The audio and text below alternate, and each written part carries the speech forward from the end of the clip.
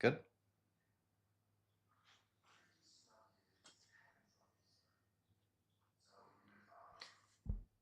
Yeah.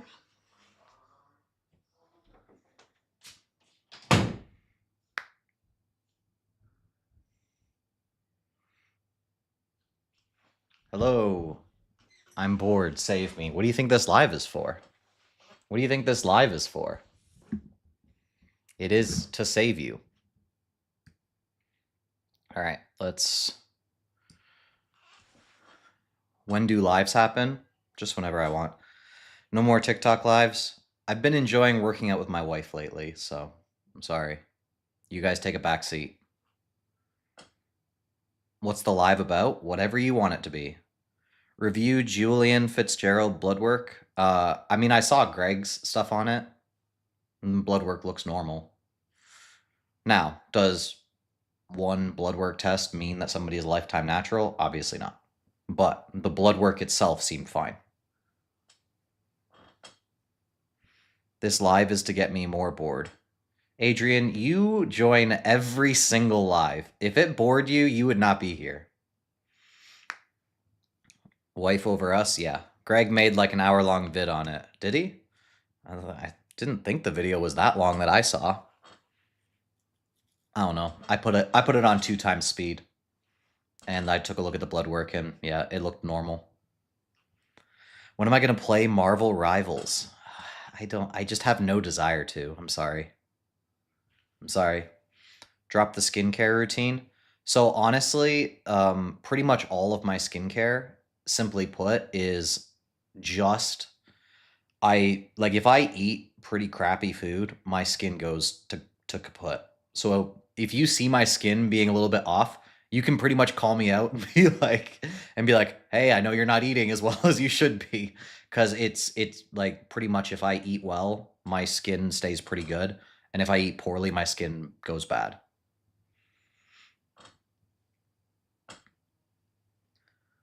×2 on the Greg Knuckle volume article. Yeah, I skimmed it. I didn't go too deep into it. I'm going to be completely honest with you.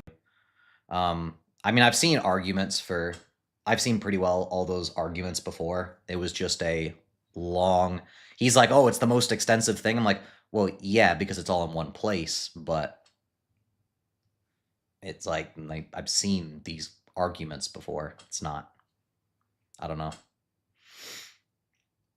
However, all right, if I had to place a bet, at this very moment, if I had to place a bet, I do think that you can get, because like I know people pointed to the, what was it, like somewhere between like 4 to 6 sets strength leveling off in a week. And then they were like, oh, well, that means that probably maximizes hypertrophy at some point. I'm not saying that that's like everybody said that. But I mean, I obviously think that you could get more sets in a week in order to maximize hypertrophy. Now, important point. Does that mean that I'm going to start programming 15 sets for every body part? No, I'm just not going to, right? If you see me going up above 10 sets, it's usually for a very specific reason, or it's like I'm just having fun. It's one or the other. Very rarely will I go above 10 sets for a muscle group. There's a lot of muscles in the body. And if I was to go high in volume for each one while training with intensity, oh, that'd be rough. You've changed the way I look at my training, bro. Thank you. I appreciate that. You should do a strength programming vid. Honestly, I've always said this. If you try to be really good at too many areas, often you become subpar in one. So dabbling in strength is not really what I want to do, to be completely honest. Now, obviously, there's a big overlap between strength and hypertrophy, but I don't really want to become a strength-oriented person. Have you watched Eric Bugenhagen? I've seen some of his stuff, yeah. I found it entertaining, but the only thing... Like, I know that there's people that can do this. I cannot sit down and watch a 40-minute video of somebody just talking. Like, which is funny because, like, obviously I put out videos that are long of me just talking and you guys watch them, but I can't do it. It's just like, I'm just like, all right, we've been on the same topic now for 10 minutes. I can't do it. It's so unless I'm very, very interested in that specific topic, it's tough. Have 4 grams of vitamin C to de-bloat. Might have to. Might have to. Yeah, my sodium's been high, so obviously you can see my face is a little bit puffy, but I'm also a little bit fat, right? It's not. Like, I think often what happens is people are like, oh, well, my face is just puffy. It's like, well, I mean, if you have more fat cells, not more fat cells, but if you have larger fat cells in your face, then you kind of have you got a little more room to store water, you know? So, 3-hour stream, by the way. Eric Boog's vids are peak, bro. I'm not saying they're not good. Like, I struggle with sticking around for videos for that long. It's just tough for me. Especially when I know that there's something else I could be doing that's more productive, right? Like, a lot of you guys don't really have much going on in your lives. So sitting down and watching a 50-minute video is no big deal to you. I'm just kidding. Just kidding. It's a joke. Kind of. I watch Eric for more testosterone. That's probably a good way to do it. Is 10 kilograms lost in 2 months achievable? 10 kilograms of fat? It is, but it's a lot, right? So can you do it? Yes. Is that a lot? Yes. If you lost 10 kilograms of fat in 2 months, you'd probably actually lose closer to like 14 or 15 kilograms, right? Because if you're losing that much fat, you're going to lose a ton of water. So 10 kilograms is like not even that hard, but a lot of it will be water. So if you're talking 10 kilograms of fat, that's a different conversation entirely.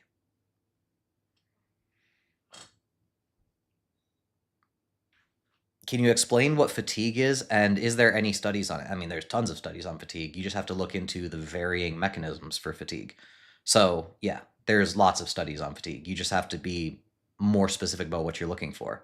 But if you start looking into central nervous system, start looking into peripheral, right? Like, you just start looking into those various variables, just type them in, and then start reading the literature on it. Really is. I mean, if you wanted to be a little bit more concise, I guess you could go to individual creators who talk about fatigue. Calcium Ions Fan Club, he does some pretty good breakdowns of stuff. So if you wanted to take a look at simpler breakdowns that mean that you don't have to necessarily spend as much time going as deep, he does a pretty darn good job.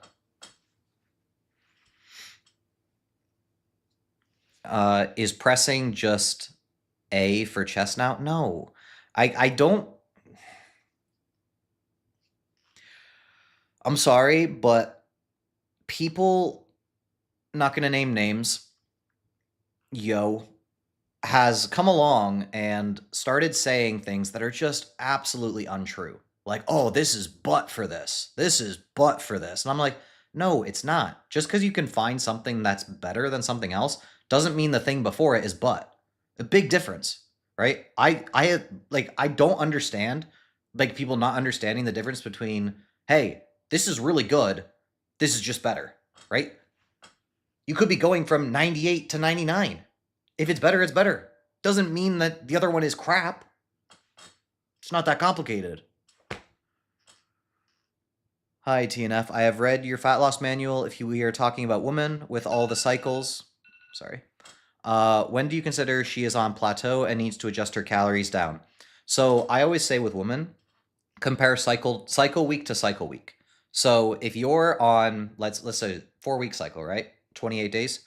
You compare week 1 to week 5.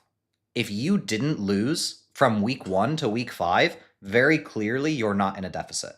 At that point, like, if your average for your week 1 is not higher than your average for week 5, you're not losing fat. Or at the very least, you're not losing fat at a significant rate. Because yes, you could be repurposing some of that fat for muscle. So if you look in the mirror and at week 5, you're like, dang, like, my definition is a lot better, but the weight on the scale hasn't gone down. It's like, okay, well, maybe you're a relatively newer lifter and you've actually been putting on muscle during the process. And then you might have to wait until week 9 to start taking a look at, okay, am I actually losing on the scale or not? But in most cases, week 1 to week 5, you should be able to see those differences. Wait, why are all these women cycling? That's funny. What level did I teach science at? It was just high school, right? I mean, I found it funny because I said that I taught chemistry, physics, and biology, and somebody was like, at college? I'm like, who teaches chemistry, physics, and biology at college? Like, usually you specialize in one. Like, especially like, I mean, I know I look old, but I feel like I don't look that old to the point where you'd be like, okay, you've been in school long enough to be able to be teaching college level chemistry, physics, and biology. I don't feel like I'm that old. Come on.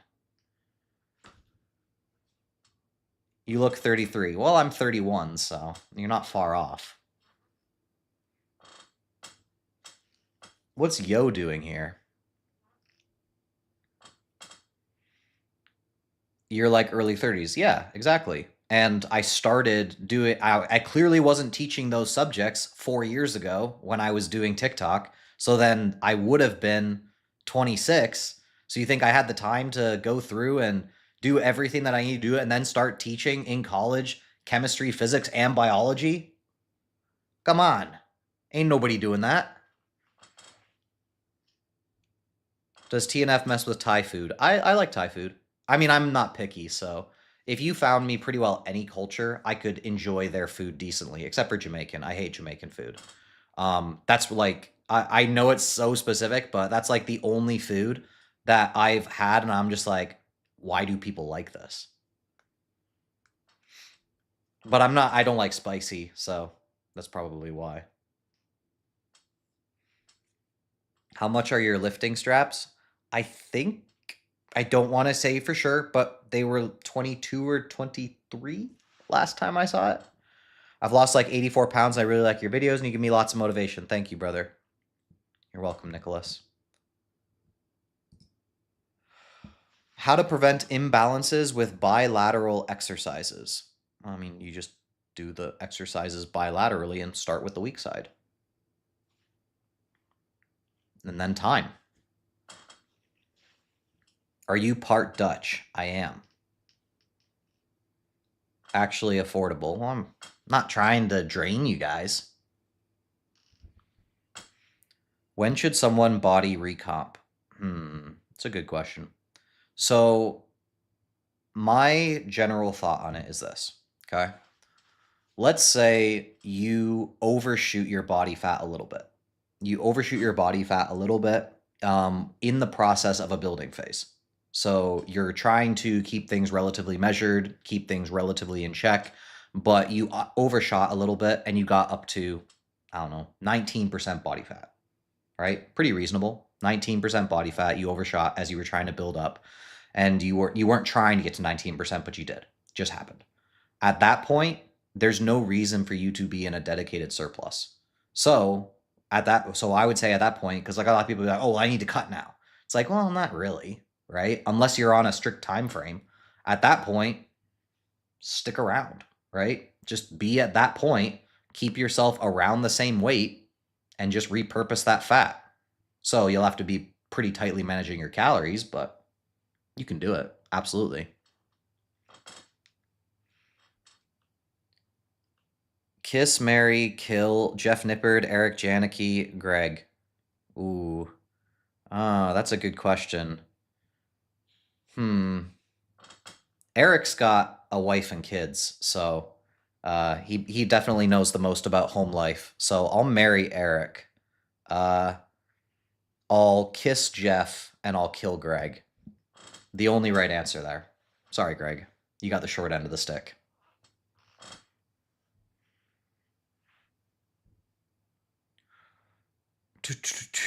Can you speak some Dutch? I cannot. I'm sorry. Do you prefer strap uni extensions or cuffs like Mundy does? I prefer the straps personally, just because it is a little bit tighter around, and then I can wrap it around my hand, and then it's just like. But I mean, they're obviously both great exercises. How can you program upper lower 6 times per week? All you'd have to do is just make sure that your overall volume is pretty low.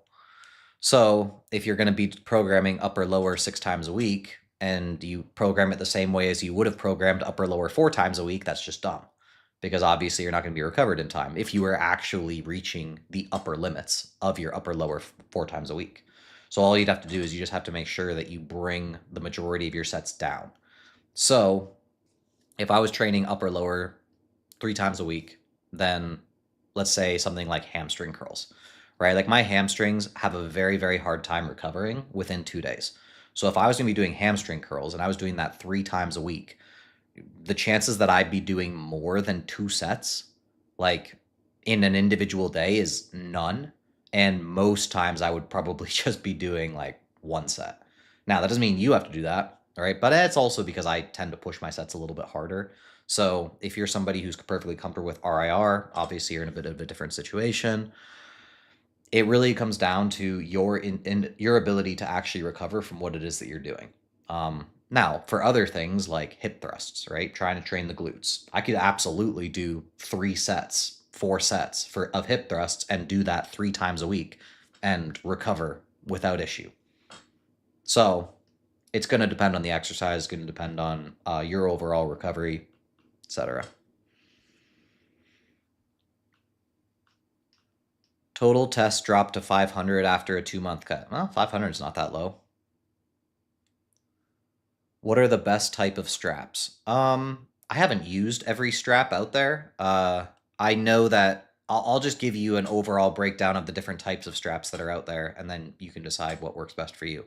So there's something called Versa grips, which don't have as long of a strap, and it's about this long, and then you can just curl down, then you hold on to it. So those ones are pretty versatile.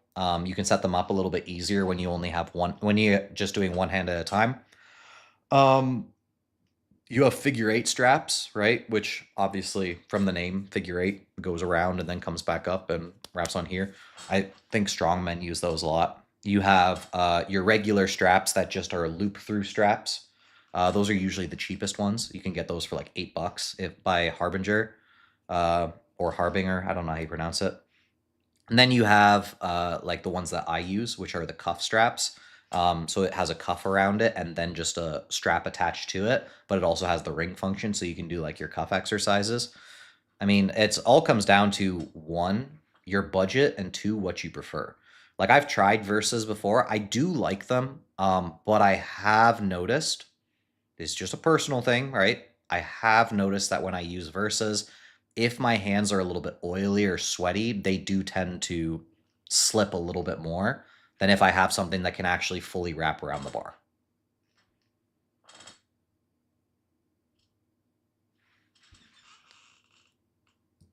I bought a consultation with you for $250 and you didn't call me on the time we planned.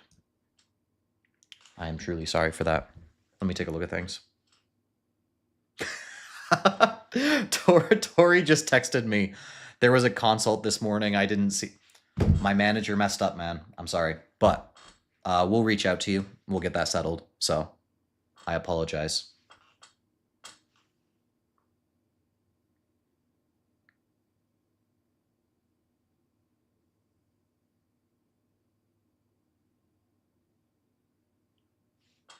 Yeah, he was scammed.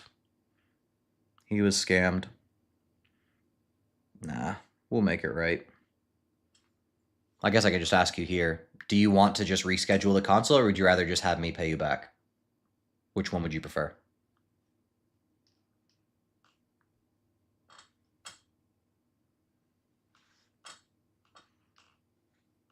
Gotta wait for the answer.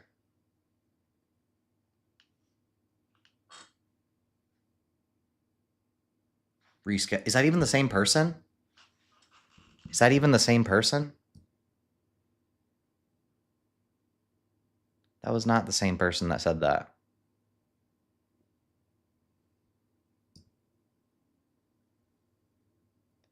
Reschedule. Tomorrow, same time, EST. All right, we can do that. Yeah, that's fine.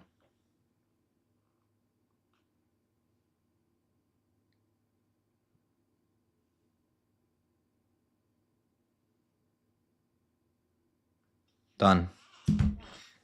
All right. When we do not go on a cut, is it below 150 pounds? So, I mean, it's going to depend on a lot of variables. But there are some people who they'll actually be carrying too much fat even though they're 150 pounds. But there are other people who are going to be like, oh, should I cut? And they're like 12% body fat. I'm like, why are you cutting at that point?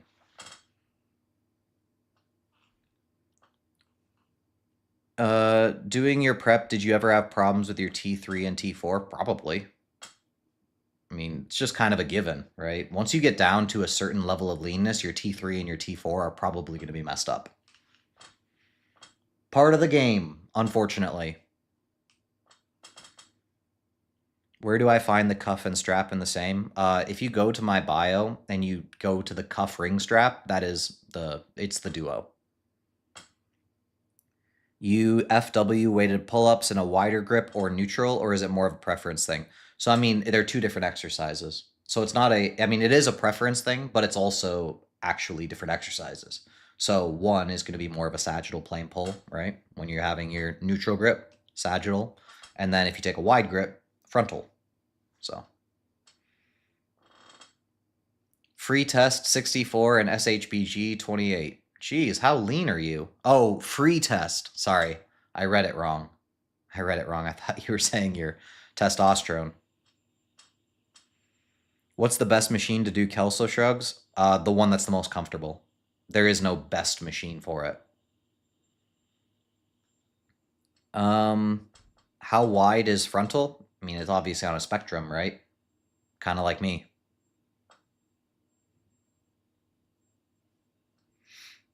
Finally, your camera in high refresh rate. Nice. High refresh rate. Have you ever dealt with depression? I do not believe so. I do not believe so. I've been sad. I don't think I've ever been depressed. I think there's also a lot of people who have not been depressed who think they've been depressed. That's a conversation that it would be.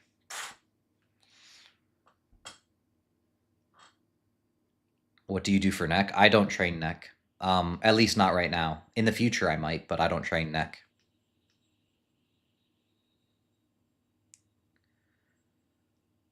You planning on getting into designing machines? I am actually. Well, sorry, I shouldn't say that. It's been a dream of mine for a long time to get into designing machines, but trying to figure out how best to go about it is what I'm figuring out. Like I've talked with some guys from Prime, and I'm trying to figure out how invested I want to be in this because it's a really cool concept, but it's also like, okay, how much of my time do I want to put into this, and how much am I willing to sacrifice other things for it? Thoughts on Alex Leonidas, Jeffrey Schofield, and natural hypertrophy? Um, I mean, are those the ones that people refer to as the noble natties? Is that the noble natties? I mean, I like them all. Seem like good guys. It's not like we're gonna agree on everything, but I think far too often you see people think that you can't disagree with people and still like them. I don't know, it's weird. You guys expect it to be like all personal, which it's never personal to me. Like I'm like, you could literally have the exact opposite views on hypertrophy, and I could not care less when it comes to our personal relationship. Do you believe that Jeffrey Verity Schofield is natural? I don't have any reason to not believe it, right? One of the things that I think people don't take into account when they take a look at people and they're trying to figure out if they're natural or not is they always see the best body part of that person, and then they're like, oh, well, that's not natural. It's like, but what if you take away that best body part? If you took away that best body part, would you still think they were unnatural? And in a lot of cases, the answer is no. So somebody like Jeffrey Verity Schofield, it's like you take away his triceps and like 80% of the not natty allegations go away. But because he has very big triceps, And then people are like, oh, well, that's not natural. It's like, I mean, or it's just a strong point. That's kind of the way it's kind of the way I view it, right? You know, if you have somebody who's like, so this is the best way to view it, right? Obviously FFMI, that's like a better standard in general, but let's say you don't have the stats of the person, you just know that they're a high FFMI and you're taking a look at them. What I typically do, in order, and this is not a foolproof method, right? But what I typically do is I say, okay, if you took away their best body part, are you still questioning it? Yeah? Okay. What if you take away 2 body parts, right? And if it's like, if you're getting to like 5, 6, 7, and you're like, okay, like how do we how do we reconcile the fact that this person has Olympia level genetics in 8 body parts, right? It's like, oh, okay, like what's happening here?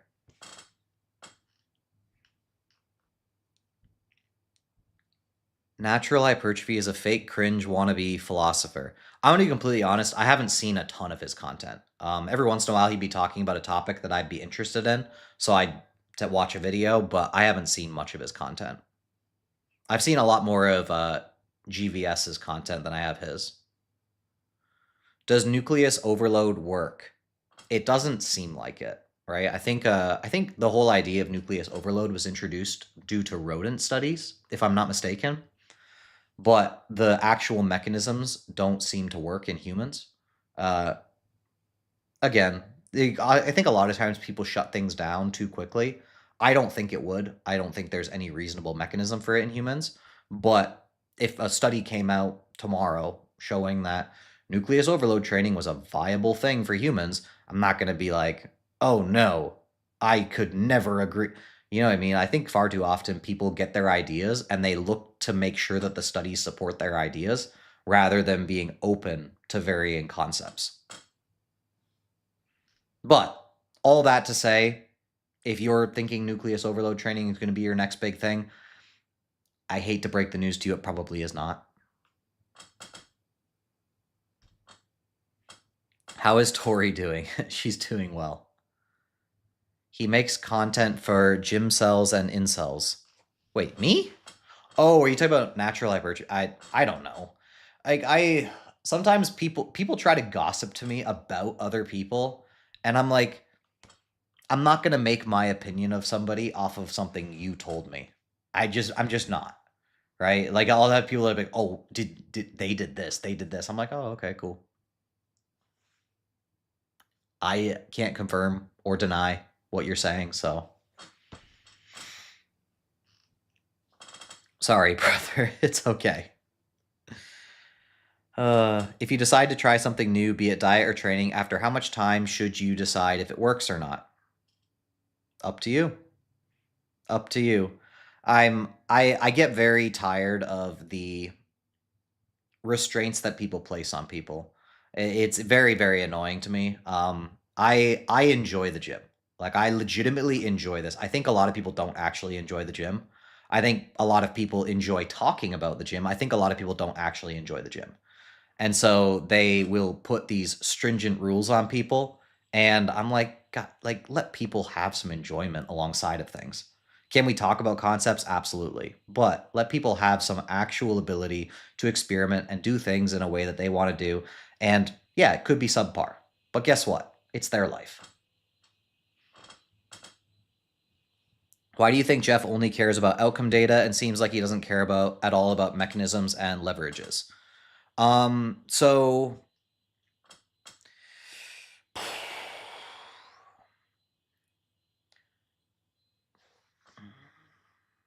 I'm not going to put words in Jeff's mouth. Okay. I'm never going to do that. But it can be very frustrating when you see people purposely ignore certain studies if it doesn't align with their preconceived notions. And I completely get that, right? Like I think I fall into that camp a little bit more than the majority of people on TikTok and Instagram. I get very annoyed when people will completely toss out any results of a study if it doesn't align with some prior mechanism that they had established in their mind. Because we're still learning, right? We are still learning. And I think people are like, "Oh no, we know how it works. We know how it works." right? So it's like, oh, that study doesn't align. Yep, throw it out. Throw it out. I'm like, well, what about the next one? What about the next one? And what happens is when you continuously throw out outcome, I'm not saying that you need to take a look at every outcome the same way, right? That's not what I'm saying. I am saying that if you see a consistent, reliable outcome, it might be worth taking into consideration the possibility that one of your mechanisms either isn't right or does not explain the situation fully. And I think what happens is a lot of times people will take a look at a mechanism that they seem to understand fairly well and be like, okay, well, that's the only thing here. And therefore they discredit anything that could go outside of that particular mechanism. Does that answer your question? And I think Jeff gets frustrated with people who continuously throw out any outcome that doesn't align with a preconceived notion when it comes to the mechanism that might be involved. So if you could only run one split forever, what you doing? Good question. Honestly, I don't know. I don't really base my splits off of a arbitrary title. I base it off of what I'm trying to accomplish at the time. So it's almost always based on, okay, what are my weak points? What are my strong points? And then from there, I create my split around that, and I can adjust it if I need to. I don't really have any emotional attachment to any type of split.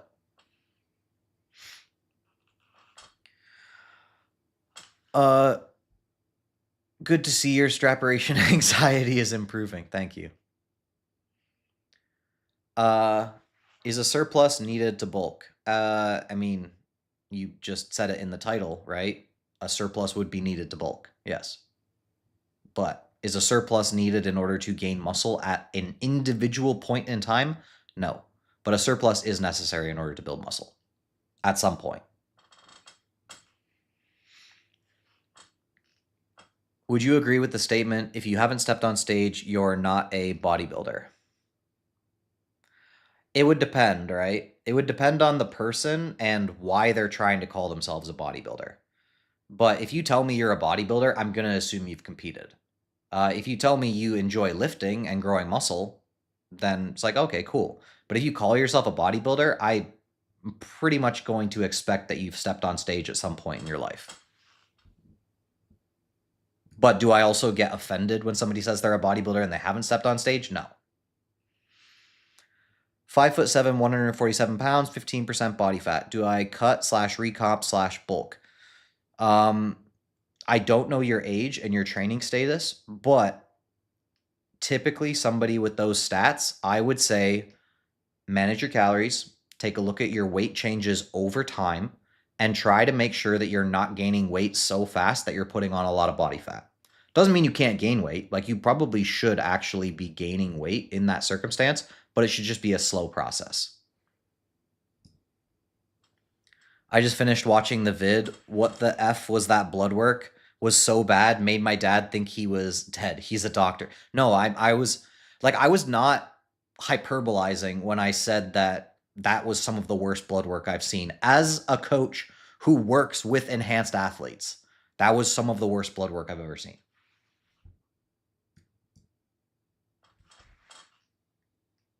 The fact that he sent that over to somebody in order to prove his natural status is insanity. You going to break down the Julian Fitzgerald blood work? No reason to, right? When somebody's blood work doesn't scream PEDs, why would you break it down, right? It's like, oh, let's take a look at his blood work. It looks normal. TNF out. It doesn't make sense. But that doesn't mean that he's a lifetime natural, right? Obviously, an individual blood work test doesn't mean anybody is a lifetime natural, but his blood work looks normal. Or at least the stuff that I saw. Maybe I didn't see everything. What's the worst blood work you've seen then? I don't know. It was probably on a Reddit forum of some sort. But it wasn't in-person blood work. Would you lose all gym progress for 10 mil? No, because I can make 10 mil with gym progress.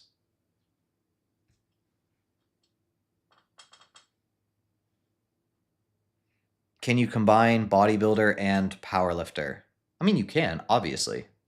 Like, there's no reason why you can't like, I think far too often people are, because we talk about maximizing so much, people are like, can you do this? I'm like, of course you can. Of course you can. You just have to understand that there might be a little bit of a sacrifice in some level to some level.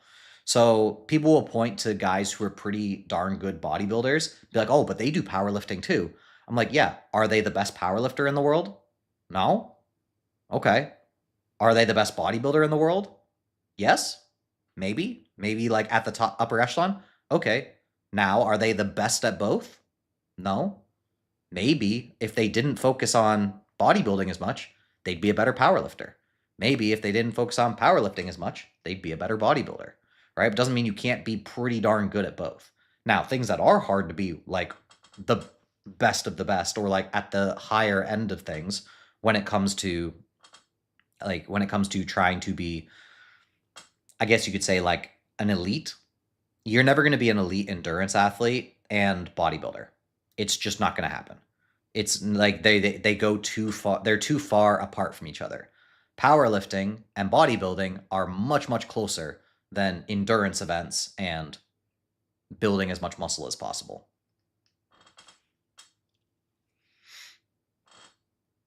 That argument is silly. I'm sorry. I'm a silly guy. What's your hottest take? I don't know. How how would I know? Just ask me questions and then you might be like, "Oh, that's a hot take." I don't know what my hottest take is. Is it true that some people have a better time maintaining lower body fat percentages? If so, why? For the same reason that some people build more muscle than others. Like it's genetic, right? Like I can't be like, "Oh, it's because of this." It's like it's just genetics. Like none of you, I shouldn't say none of you, 99.9% of you are not going to feel as good as Tristan Lee does at 6% body fat. It is what it is. You're just not him.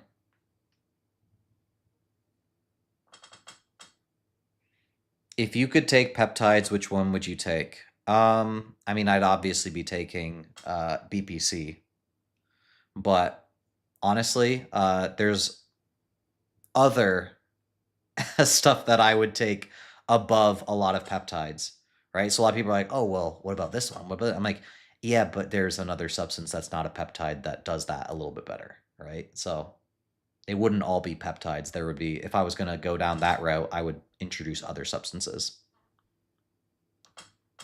How do you know if you have good genetics? You'll know. You'll know. You've been lifting for a year and people look at you like you're a freak. All right, you got good genetics, right? It's like if you have to ask if you have good genetics, you probably don't. So gear is greater than peptides? Depends on the purpose we're talking about, but in general, if we're talking about muscle hypertrophy, yes. Do you think 5 sets to failure a muscle 3 times a week is too much, even if I feel like I recover in time? Well, are you progressing? If you're progressing, keep going. Like I think far too often people have already answered that question, and then they try to like find something wrong with it. I'm like, are you progressing? Because you say you feel like you're recovered. Are you progressing? Yes. You're probably fine then. Does that mean that you have to do 5 a week, 5 each time you go in? Probably not. But if it's working, why would you try and change it? Can you add Subway Surfers in the background? I'm sorry. I don't have the editing skills that Austin does. The Echo 4-inch mesh shorts are the best. I'm happy for you. Do I need a moderator? I do not. Any tips on growing back? I struggle with mind-muscle connection, and I feel like my back is not growing. So back is one of those ones where I take a look at it and I'm like, people are always wanting a mind-muscle connection with their back. And I'm like, how much do you row? How much do you pull down? They give me their numbers. I'm like, how about you focus on that? Because I'm going to promise you, if you start pulling down over 300 pounds for 5 reps, you're probably going to start growing some pretty good lats. I'm assuming it's with good form, right? If you start rowing, chest supported rowing, I don't even know how you go with machines because there's so many different ones. But again, basically what I'm saying is if you're continuing to progress those exercises, your shrugs, your rows, your pull downs, the whole mind muscle connection with the back, people are always searching for that. And I'm like, dude, you're huge. Like there's people though who are just huge who are like, I'm not getting a mind muscle connection. I'm like, why do you care at that point? I don't know. I think people get too obsessed with mind muscle connection, especially for the back. If running upper lower PPL, how would you divide working sets per muscle group? Currently doing 4 sets on my upper and 6 during my push pull. That's fine. 10 total sets in a week? Probably fine. I don't have any issue with that.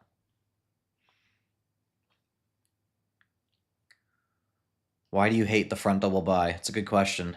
I guess we'll never know.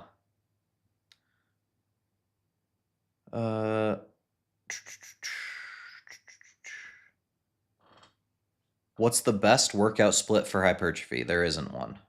As much as people will try to convince you there is, if there is one, we don't know it yet.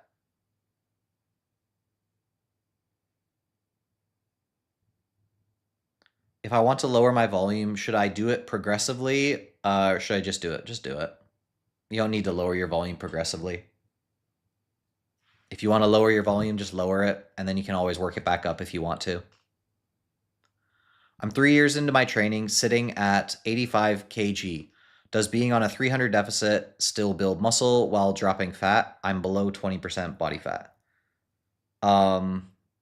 I mean, as long as you're continuing to progress your lifts, you should be fine, and you're eating enough protein.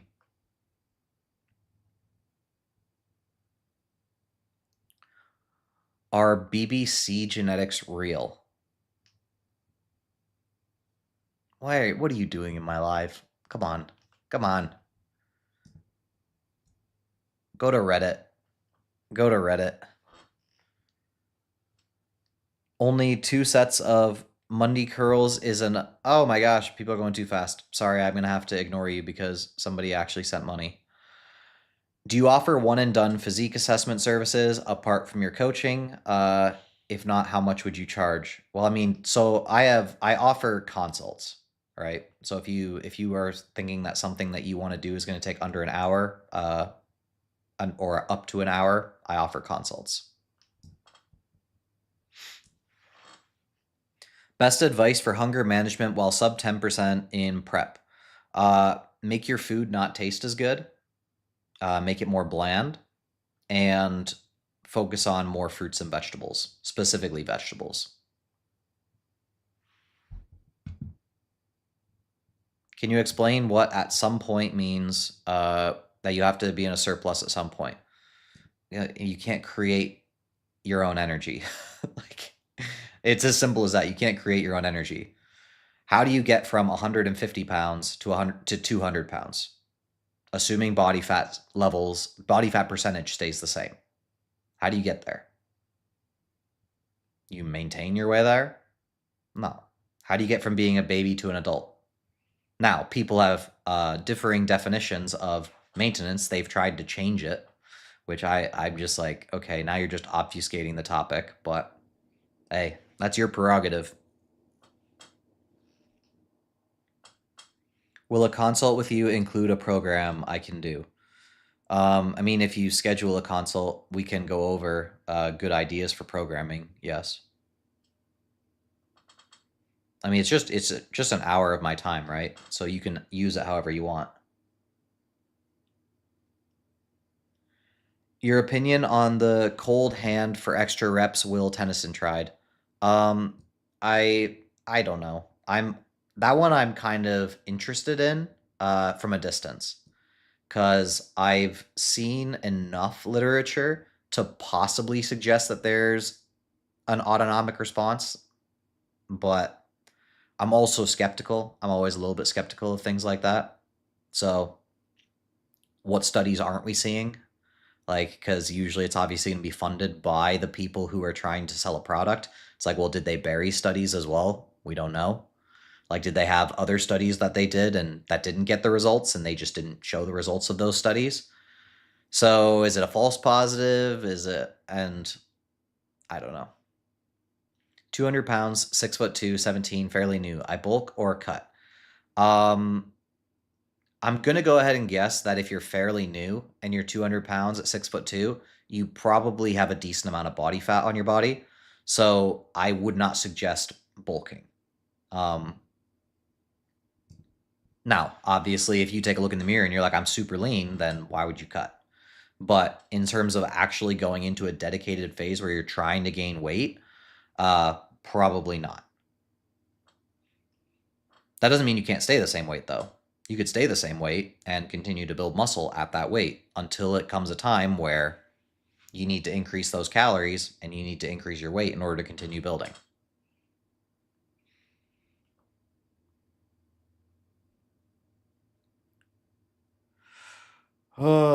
Opinion on Stretch and Dr. Mike. I love how those two are just in the same sentence. So Dr. Mike is one that I don't really have. I don't like to go against people, right? I think there's a lot of people who are like, oh, well, I don't like X person. And they make it about the person. I don't like to make things about people. I'd rather talk about concepts. So, for example, the stretch. Is there something special about the stretch? Yes. We literally know that stretch-mediated hypertrophy, sarcomeres in a series, is a thing. So when people downplay it and they're like, oh, the stretch doesn't matter, I'm like, yes, it does. It's just contextual. Like, we know the stretch matters for certain muscle groups in certain contexts. So to say it doesn't matter is just dumb. But if that's all you're focusing on, like how deep of a stretch can I get every single time, then you're probably missing the broader picture.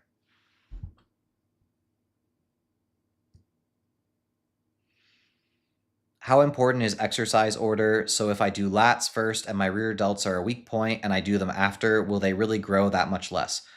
So a lot of concepts that we talk about in science-based lifting, a lot of them are the percentage points. They're the minors, right? That's why you'll often hear me refer to things as majoring in the minors.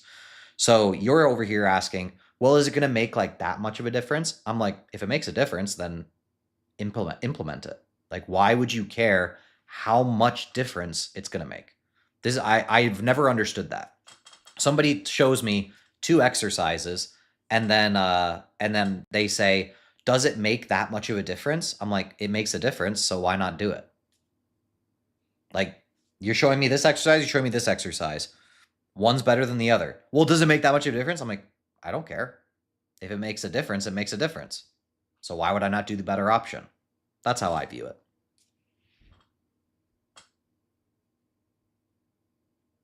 How would you rate Ashton Hall's physique? From a bodybuilding standpoint, it depends on what level we're referring to. So if you compare him to the vast majority of bodybuilders, obviously he's much better. But if you compare him to the top level of the game bodybuilders, he's nothing special. So it all depends on what level of competition you're referring to.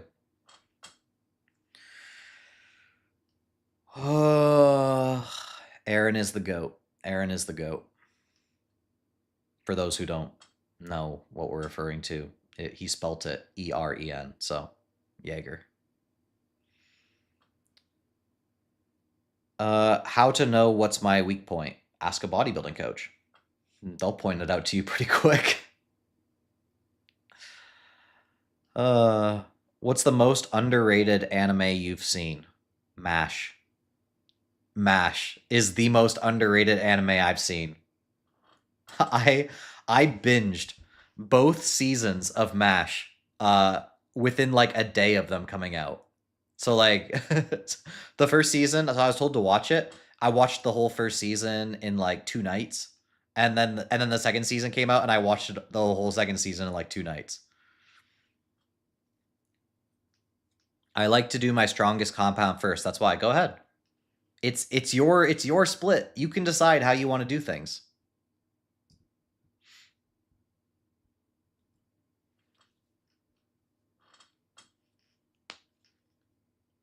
Dude, make subscribers mode. I might have to at some point. Where's Twinkle? It's right there. Right, sorry. Right there. Right there. I'm fairly new to your channel, TNF. What are some basic science-based principles you talk about? Intensity, frequency, RIR, exercise selection, isolations versus compounds, overall programming. Pretty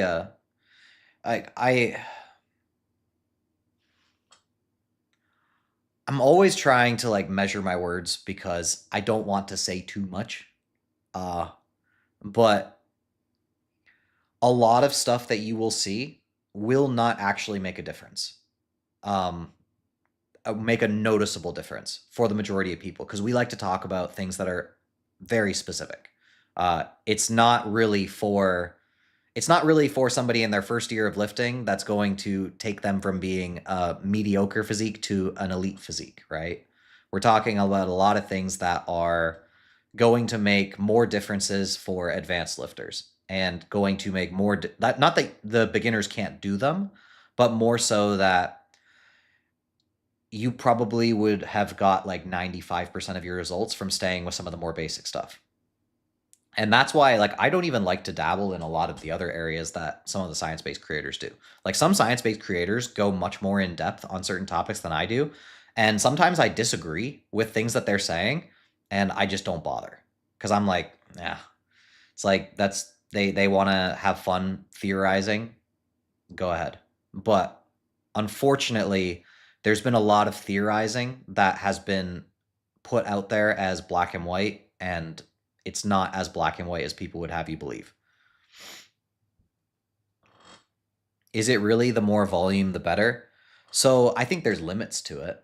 I think what happens is you get people who say that more volume isn't better, which I think is a bit of a misnomer. I do think more volume is going to lead to more stimulus and more growth, but there are limitations to it.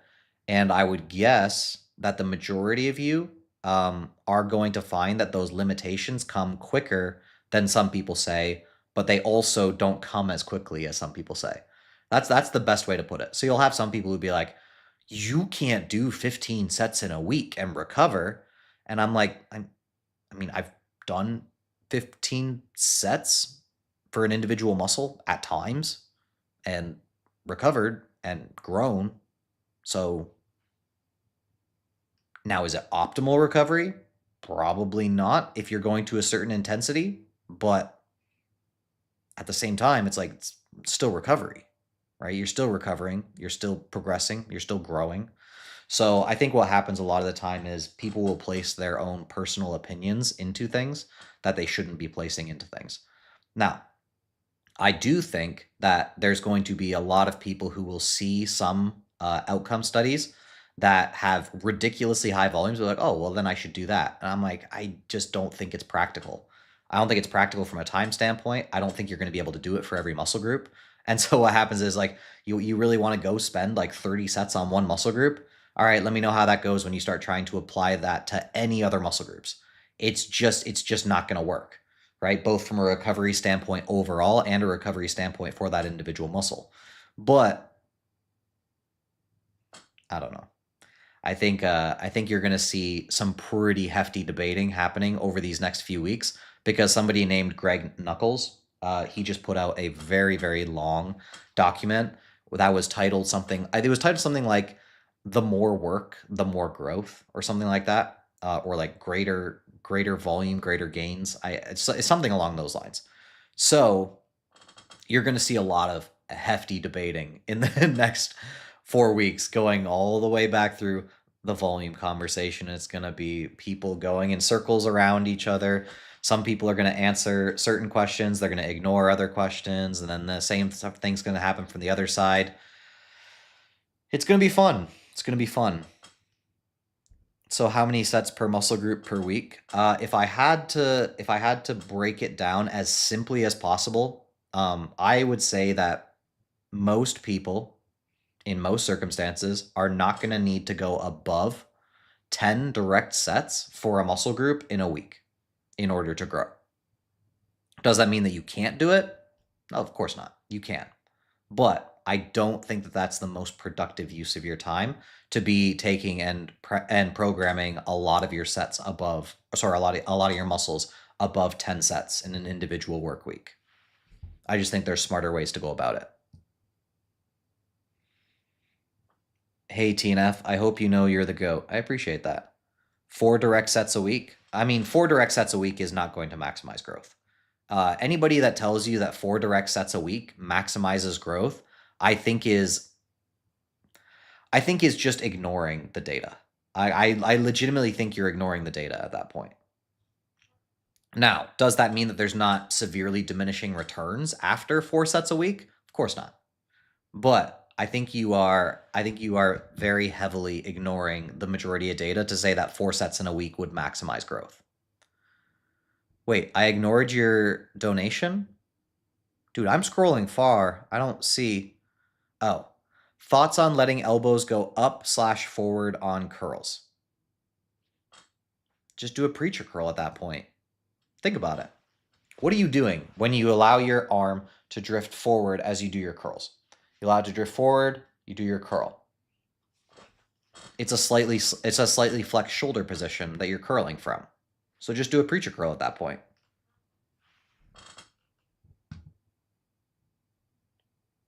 Does an internally rotated Keenan flap count as a set for the chest too? I think it would depend on the way you perform the exercise.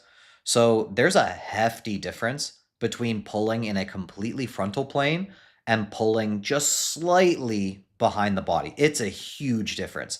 And if you ever want to try and figure it out, just go play around with it.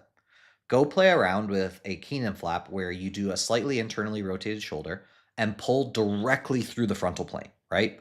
Directly through, not close, directly through the frontal plane, then pull just slightly in front, and then pull just slightly behind. And you will notice a massive difference between which muscle group is being worked.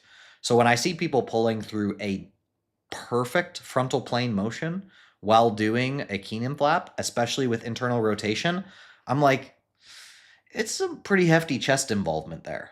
So that's why I don't do my Keenan flaps like that, right? When I do my Keenan flaps, 1, I externally rotate, and 2, I pull just ever so slightly backwards behind the body to try and minimize my chest involvement. I heard if your girlfriend pins you, you're still natty. It's true. It's true. So do you really do Keenan flaps in your workout or just sometimes? I mean, recently I've been programming them every day. So every day I've hit back for the last while, I've been programming Keenan flaps. Now, I will say this. I do them slightly differently than the majority of people you see doing Keenan flaps. So, because I know what's going to happen is people are going to be like, you're an idiot because you've been doing it like this and so showed that this is better. Like, I think a lot of times what happens is if you say that you do something but you don't qualify it, then people assume that you do things the exact same way as somebody else. But the way that I do Keenan flaps is a little bit different than what you're seeing for the majority part. So for the majority part, what you're seeing is, sorry, somebody sent something. I'll come back to the Keenan flap conversation. Would you rather gain muscle? I'm not reading that. Anyways, so what happens is you'll see a lot of people, they do their Keenan flaps like this. They pull from here, they dead stop it, and they pull down like this, right? And that's all it is. There's no this at all. I actually prefer to let the shoulder ride up somewhat. Now, you can argue against that. You can say you don't need it, but I prefer to actually let the shoulder ride up a little bit. So when I perform my Keenan flap, it's externally rotated. I let the shoulder come up a little bit before pulling back down. So it's up, pull back down, up, pull back down. Personal preference, you can do things how you want. No, I'm not going to argue with you.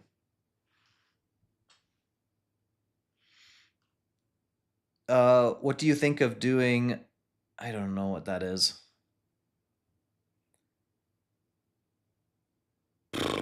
How'd you get your testosterone level to the levels they're at? I don't know. Just live.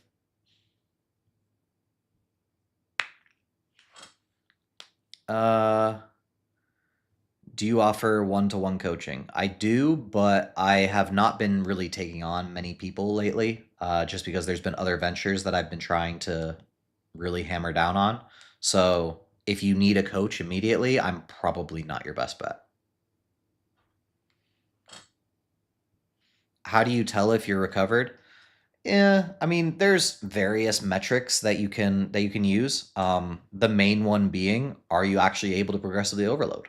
If you're not able to progressively overload, and this is not a you must progressively overload every single workout, but if you're not able to, in general, progressively overload, it's probably a sign that you're not recovering from your workouts. Now, obviously, the more advanced you get as an athlete, the less you're going to be able to progressively overload on a consistent basis. So just because you're not progressively overloading for a week or two doesn't necessarily mean that you're not recovered. That could just be you're becoming a little bit more advanced as an athlete and you need a little bit more time to see that change. But it really depends on the person.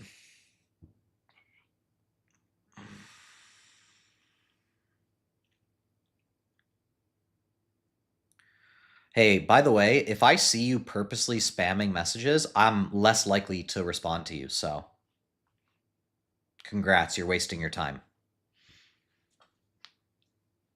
If you send a message and then you just spam it over and over again, yes, I might see it, but I probably will not respond to it, or at least I'm not trying to. So, is 200 pounds lean, say 12 to 15% at 5'10" possible? Yes, that is possible naturally. Can you sell a simple program most could do like Jeff? I mean, I might at some point, but there's just so much out there. It's like it's one of those things where I'm in no rush to do it. Let's put it that way. I am making a little bit. I'm making a training manual just to help people understand some concepts a little bit better. But as far as like a generalized program, there's just a lot of info already out there.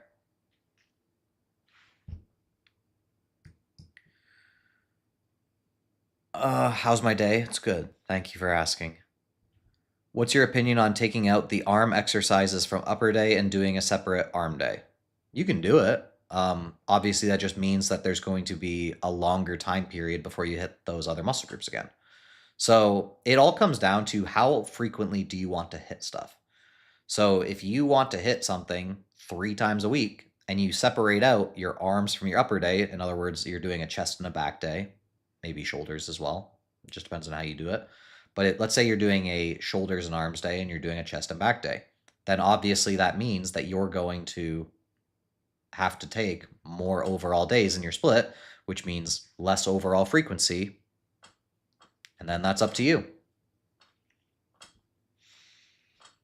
Arm day is silly. Sure. I mean, it's fine. I honestly get a little I get a little annoyed when people say things like arm day is silly. I'm like, okay, cool. Like if you want to do a shoulders and arms day, go ahead. Right? It's like I don't know. I don't know. It's do what you want to do. Greetings from Russia. Is there a framework of counting volume for different muscles in compounds? Example, rows hit biceps, but how to count this volume? So some people would do what they call fractional sets with that, where what they would do is if there's any muscle group working in tandem, then what they will do is they will count it as a half set. I'm honestly not a huge fan of that, to be completely honest, because let's take something like rows, for example.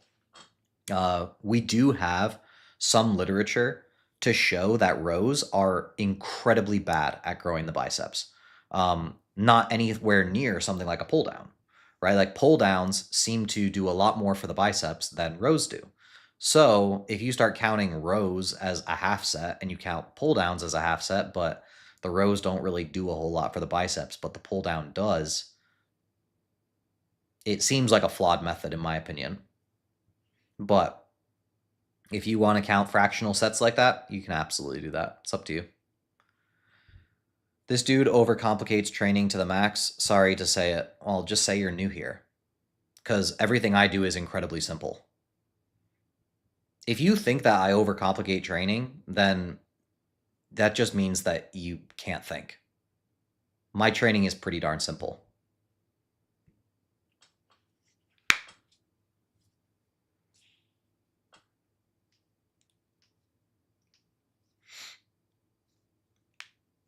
I have trouble recovering when I bench. Should I lower intensity and up frequency? I have trouble recovering when I bench. Should I lower intensity and up frequency? Well, you probably shouldn't up frequency if you're having issues recovering, but you might need to lower your intensity. I'm new to your channel, but not to training. So again, that's what I was saying. You're new here because you think I overcomplicate training. So you're new here. Good job. Stick around and you'll figure out my training is not that complicated. People ask me questions because they want answers. But if you take a look at my actual training, the actual application of concepts, pretty darn simple. That's the way it should be, right? I think often what happens is people think that when you start to think through your training, that means your training has to be complicated. It's actually the opposite.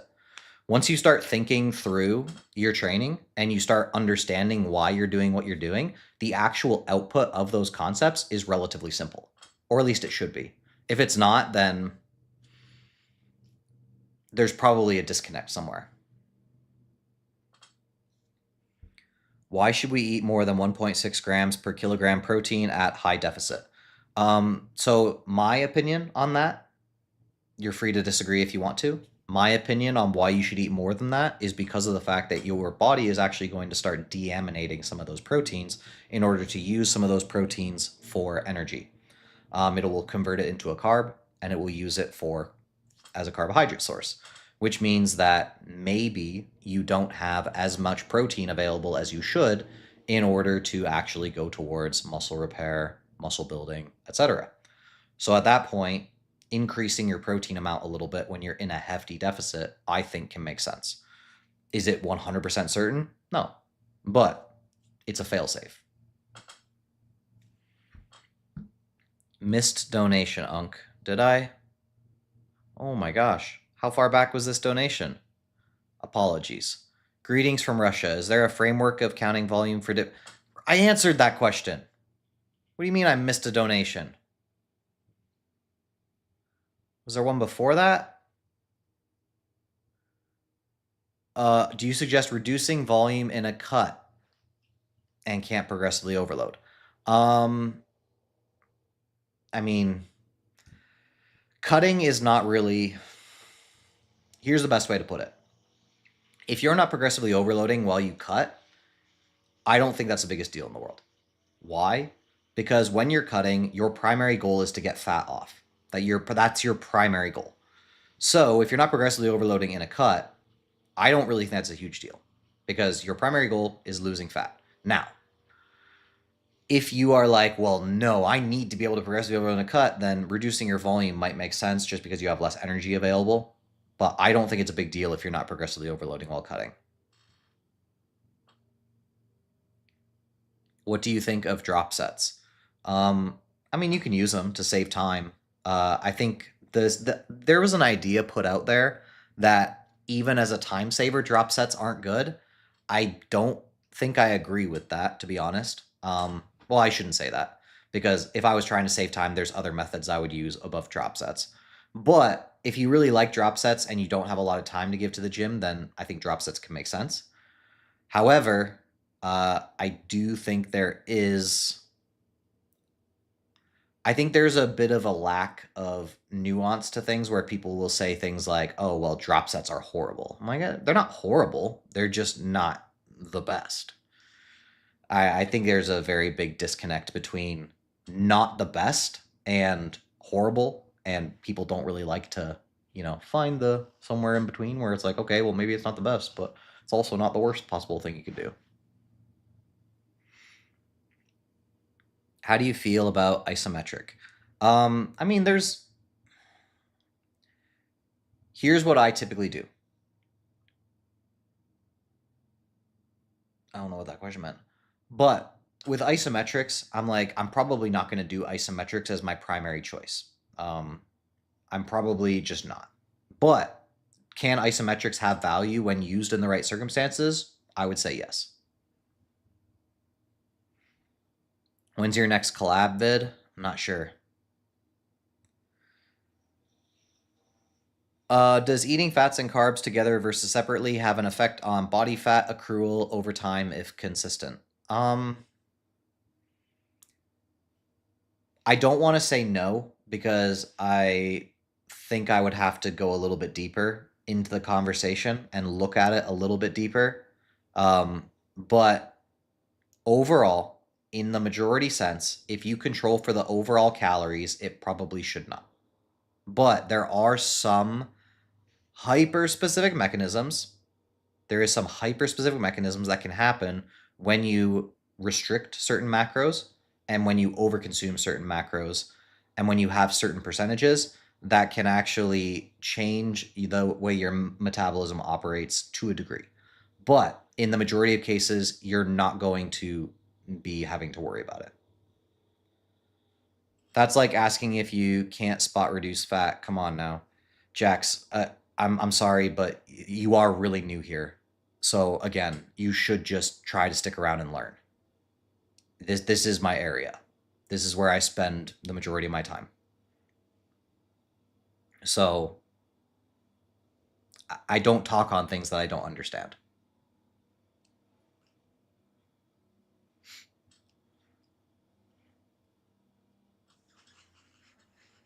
Mute Jax for 30 minutes. Might have to. No, I wouldn't do that.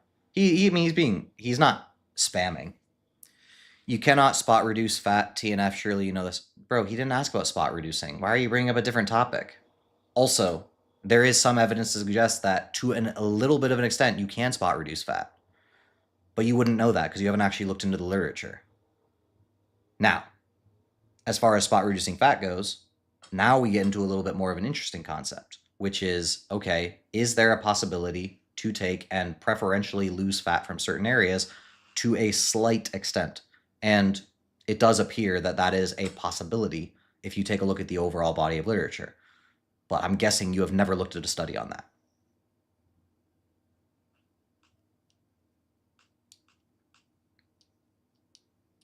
And also, if that's something you're worrying about, you're, again, majoring in the minors, right? You'll hear me use that phrase a lot, majoring in the minors.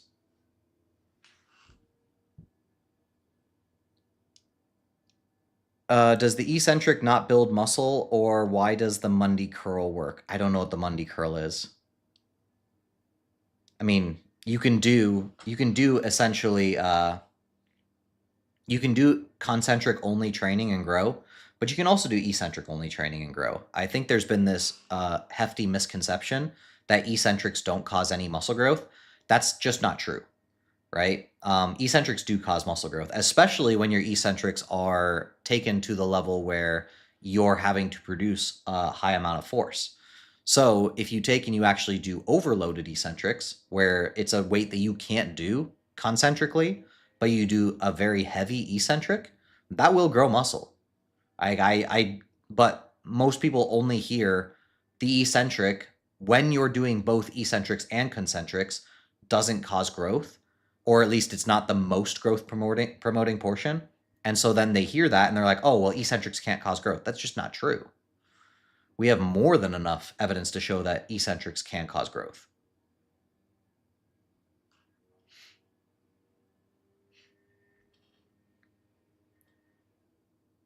Bradley, I apologize because you paid, but I am not going to answer that question.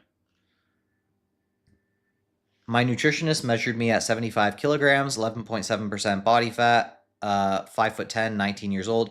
She used caliber, but I don't have visible abs. Should I take her? Don't take her measurements. That sucks. She was wrong.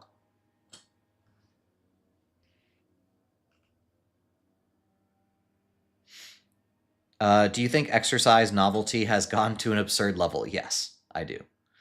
It's still fun, right? So I think what happens is if you understood the way my brain works, if you understood the way my brain works, I it's very, very hard to actually make me angry, right? So what happens is people are very emotional. Humans are very emotional creatures. So when they see something that challenges a way that they previously thought, their immediate response is to get inflamed and angry. But for me, I'm just like, I'll watch it and I'll find it interesting. And then I'll be like, okay, is this actually worth doing? No? All right. No worries, move on. But other people get mad. And I'm like, dude, it's just training. It's just muscle growth. Like, do you really have nothing else more important in your life? It's okay. Man, Bradley really wants me to answer his question. Sorry, man, I can't do it. Is that just the lighting or are your eyes dark blue? They're not dark blue. They're more light. What's the best way to get my body fat percent tested? It's going to be a way that you don't have access to. Two ways. MRI, my eyes. But it really doesn't matter. People think about it too hard. Do you like the way you look? Yeah? Okay. Your body fat percentage, it doesn't really matter.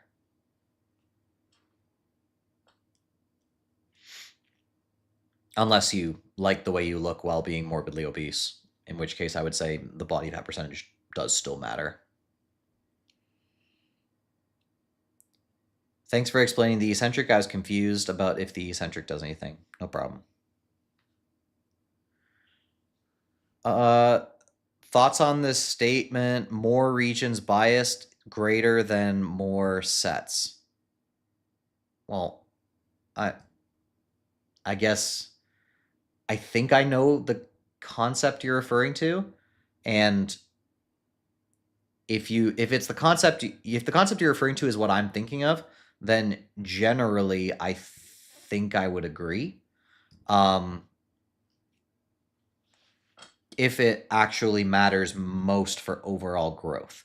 So I think I know what you're talking about, right? So let's say you had the option to do 4 chest press sets, or let's say flies, right? 4 flat flies and and you could do that, or you could do 2 flat flies and 1 incline fly, right? To bias the upper region versus the mid to lower.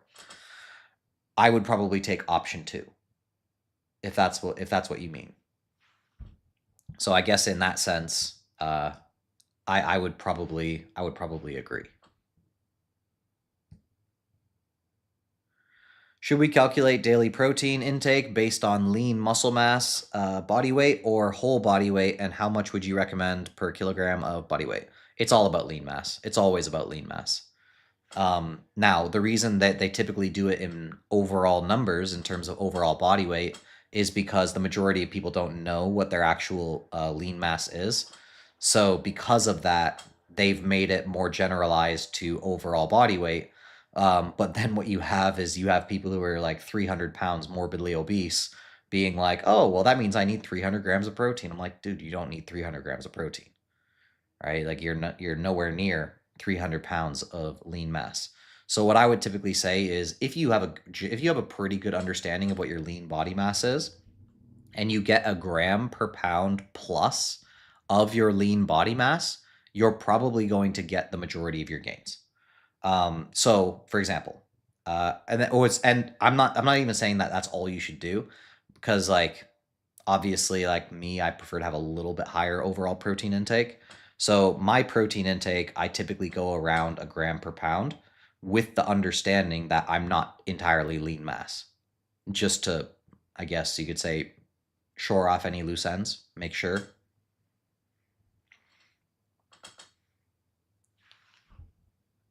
Bro, it's 4 a.m. here. Sorry you live not in America.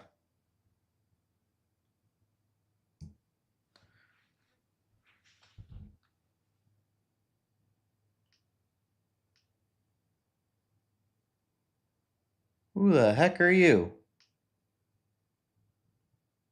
Vita Coco. Vita Coco. Oh, I've seen you in stores before. Coconut water? You want to work with me? That's weird. Should I sell out for coconut water, guys? Should I sell out for coconut water?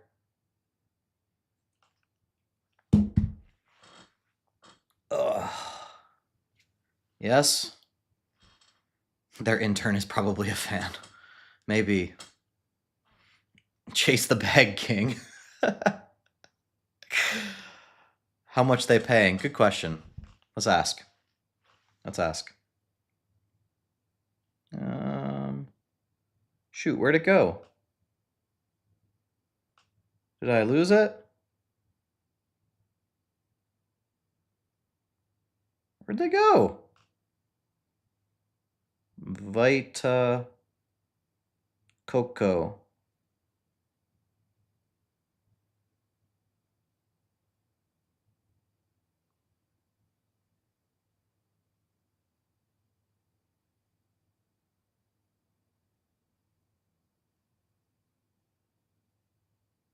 Wait a second. I'm so confused. I'm so confused.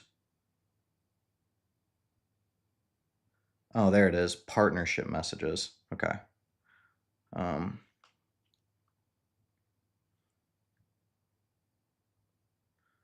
What sort of budget do you guys have? All right. They might be seeing the live. It's always a possibility.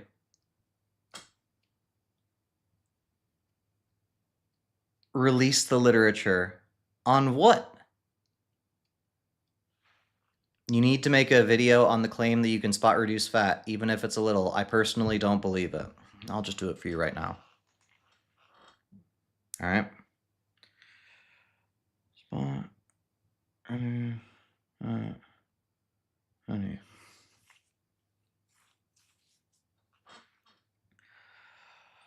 Abdominal aerobic endurance exercise reveals spot reduction exists. A randomized control trial. Go ahead. Go take a look at it. All right.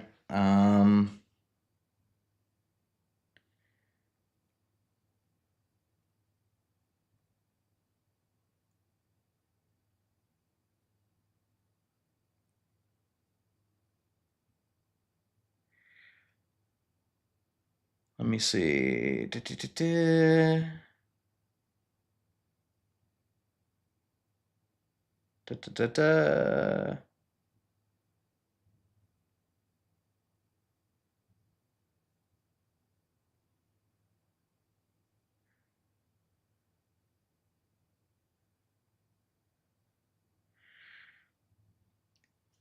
Effective endurance and strength mix circuit training on regional fat thickness. The quest for the spot reduction. Circuit training spot reduction may be an efficient strategy to reduce in a localized manner abdominal subcutaneous fat tissue. I'm sorry. Like I like there are multiple, but probably not worth worrying about. Overall, you should just focus on being in a deficit. Unc, please sell out. We'll see. We'll see what sort of money the coconut water people give me, and we'll see what they ask of me, right? You always have to like figure out what it is they're asking of you. So, are they asking me to make a video just on it? I'll do that. I don't care. Now, are they asking me to say that it's the best thing since sliced bread? Okay, well, I'm not going to sell out for that if I don't believe it, right? It's all about what they ask. If they just want me to review it, heck, I'll review it. Why not? Never tried it before. Half of this chat is like 5 kids spamming repeatedly. You need some mods to time them out. I don't know how to... I don't know how to make mods. I'll probably figure that out for next time.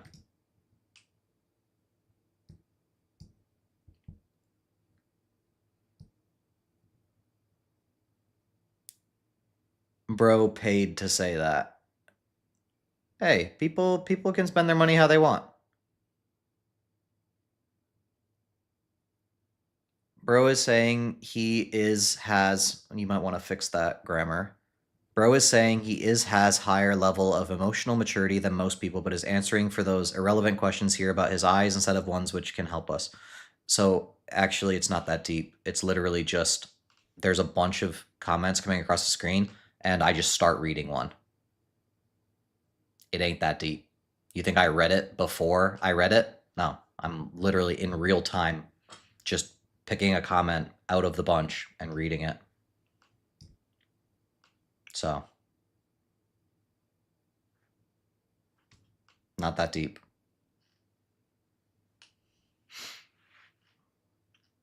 What do you think is a good FFMI for 1 to 2 years of lifting? Come on, you gotta say 1-2, not 1/2. I thought you were saying like a half year of lifting. It doesn't matter. I honestly don't like when people are like, oh, well, what's a good bench press for? Like, I don't know you. I don't know anything about you. I don't know what your structure looks like. I don't know what your genetic strong points are. Right? I can't give you this is a good FFMI for 1 to 2 years lifting. I have no idea. My apologies, Unc. You better apologize. What's my top 3 anime?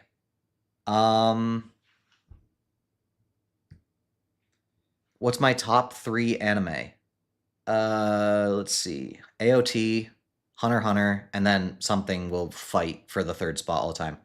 Dude read a crappy article about aerobics, and now that means you can spot reduce fat. So it wasn't an article. You just lack any understanding. It was a randomized control trial. Randomized control trial. You're just not on this level yet. Ugh. Have you watched Solo Leveling? I have. I love Solo Leveling.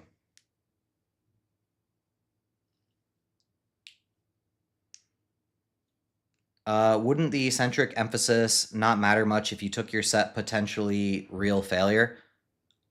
The eccentric emphasis. So what I was referring to when I was talking about eccentric only training is I was actually talking about like overloaded eccentrics, right? So something you aren't actually capable of doing for the concentric, which would require obviously a high level of force output. Solo leveling is mindless slop. Sometimes mindless slop is good. Where is the article? You don't need to be condescending. Bro, if you didn't type it in when I said it, just say so. Like, it's on you to go take a look at it.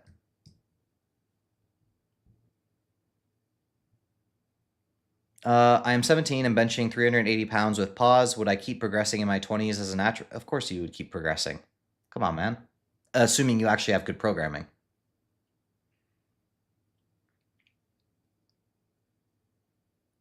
Bro doesn't need the article. He needs interpreting the medical literature 5th edition. Yeah, that's true.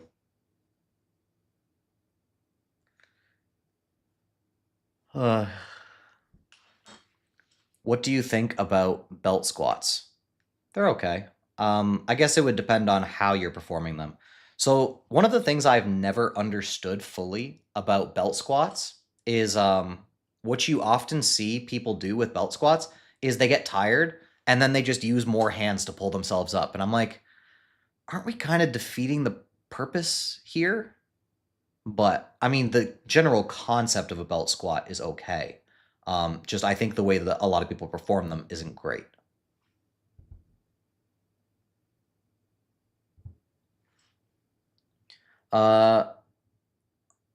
Is 3 sets weekly for biceps good? Good is all relative. I mean, you could do more. Favorite quad isolation movement at the moment? I mean, I think it's always going to be leg extensions. I just don't see that changing. But Does that mean that I'm not going to try any other types of quad isolations? No. It's just there's no other exercise that isolates the quads with as much stability as a leg extension. So I think it's always going to be my favorite one. But hopefully, there will eventually be a way where you can essentially just do a leg extension, but with a little bit more range of motion. I don't like the fact that a lot of leg extensions limit your range of motion significantly. You can't really do more on full body every other day than 3 sets. I mean, that's just not true. We literally have studies on 3 times per week training. You can do more than 3 sets in a week.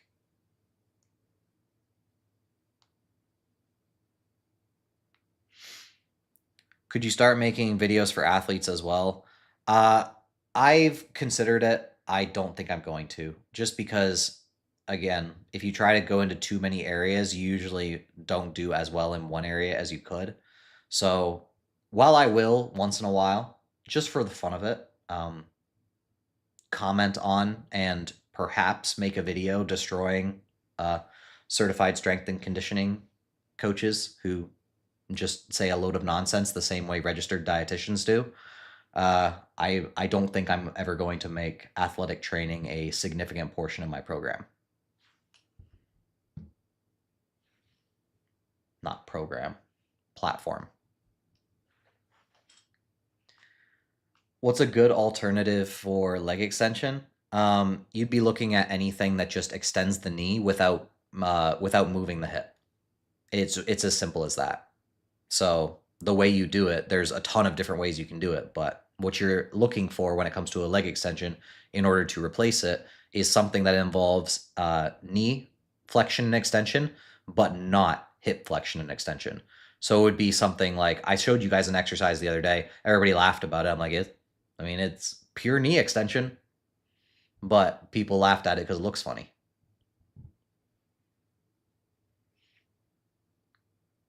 Pendulum sissy squats. Yeah, the problem is this, right? Often when people are saying, how can you, they're like, what can I do this as a replacement? It's like, technically no, right? Because so like a pendulum sissy squat, right? Perfectly fine exercise. But if you take a look at it, it's a longer range of motion exercise than the leg extension. The leg extension is going to give you like a bit more short position work. So yes, it is pure knee extension, but it's not a pure replacement. The only reason I'm saying this is because somebody will be like, oh, he thinks it's a replacement, but it's a different range of motion. It's like, it's not a pure replacement.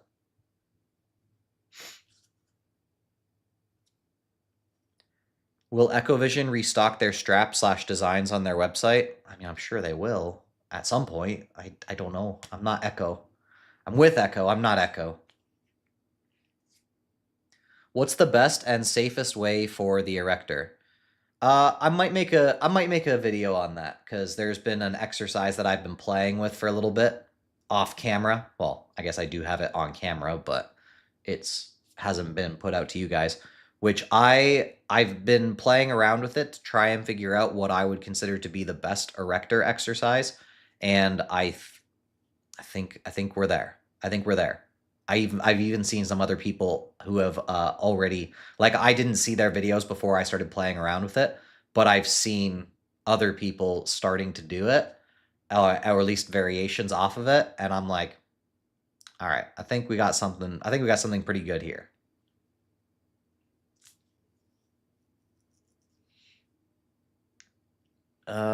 Any ideas on supersets and giant sets? Good to include. If you have the time to do regular programming, probably not.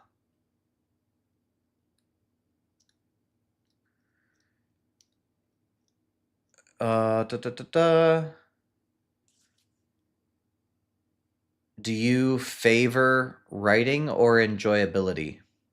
Oh, you're talking about anime. Well, I mean, they kind of go hand in hand, right? I'm going to enjoy a better written show, but there are times where you just like to have fun. So I mean, ultimately it would be a combination of the two, which would be the best. So you like things like AOT and Hunter x Hunter. Hunter x Hunter, I would say, is on a little bit more on the enjoyability side, but like definitely AOT. Like there, you can take a look and say the writing is very good, and then it also is very enjoyable. Do I agree with most of what GVS says? So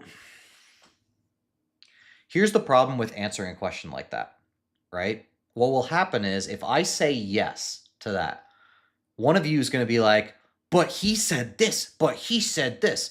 If you take a look at anybody who is in the hypertrophy sphere, anybody, if they don't agree on more things than they disagree on, then they're either incredibly stupid or they're talking about the more minor concepts, which a lot of times those are the ones that are being discussed more, right? Those are the ones that are a little bit more interesting, the ones that people want to debate more often, so they get brought up more often. So people will be like, oh, well, these guys don't agree on anything. It's like, are you kidding me? We agree on 90% of things, 95% of things, probably even 98% of things. But it's the 2% that gets talked about the most. To be fair, to be honest, everyone fitness YouTuber thinks they're the best. TNF included. I'm sure he will agree. No, I don't agree. I don't even think I'm close to the best creator. That would be incredibly arrogant. 8-hour arm workout when? I don't know, man. I don't know. I'm natural. My goal is to get ripped. Is 2 hours steady state cardio 6 days a week a lot? I mean, it is a lot. So yeah, that is a lot. It's definitely not necessary. You can just adjust your diet more, but obviously the more time you have to give to cardio, the faster you can do things. A debate / discussion is far more entertaining than two people agreeing for 20 minutes. Well, I mean, that's why the algorithm pushes it. That's why people talk about the things that are a little bit more nuanced and debatable. Who do you think is the best, or someone who you know would be in your top 5? Because everybody has different strengths, right? So different people I'm going to like for different reasons. So if you wanted to know one of my favorite creators, was a few of my favorite YouTube creators off the top of my head, you'd have people like Nick's Strength and Power, right? Like I find his stuff really interesting. Will Tennyson, I like a lot of his stuff. Who else? House of Hypertrophy is fun. Even if I don't agree with them on everything, they're still fun to watch, right? So it's like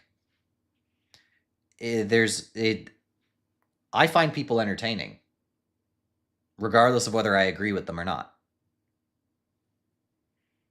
Trend Twins, I'm not gonna lie, I don't think I can make it through a Trend Twins video. I just followed them all along. Have fun.